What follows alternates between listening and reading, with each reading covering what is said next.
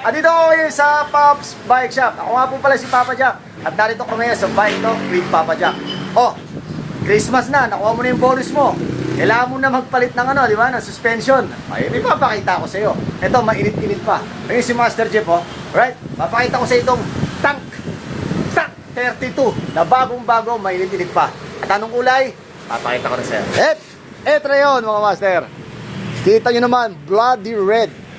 At orange na orange para kasi Manny Villar. Kita mo, diba? Napakaganda. Master Jeff, ano ba ang specs nito, Master Jeff? Specs yan, 32mm yung stanchion niya. Okay. 120 yung travel. Oy, Naka-manual lockout. manual lockout. Single air. Single air. Tapos, True axle boost. true axle boost. Okay, napakaganda. Ang tanong naman, mga Master, magkano daw ba to?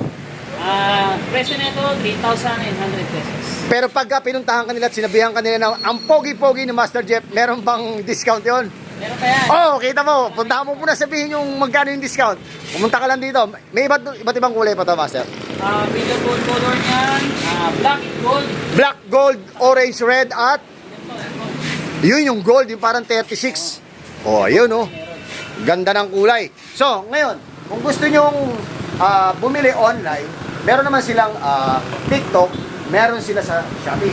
Oh, meron sila sa Shopee, sa Lazada, at meron din sila sa Facebook page. Mag-PM na kayo sa Facebook page nila para at least ma-accommodate kagad kayo. Sigurado yun. Sigurado yun. Makukuha nyo kagad ang order nyo. Alright, maraming salamat. Pops Bike Shop.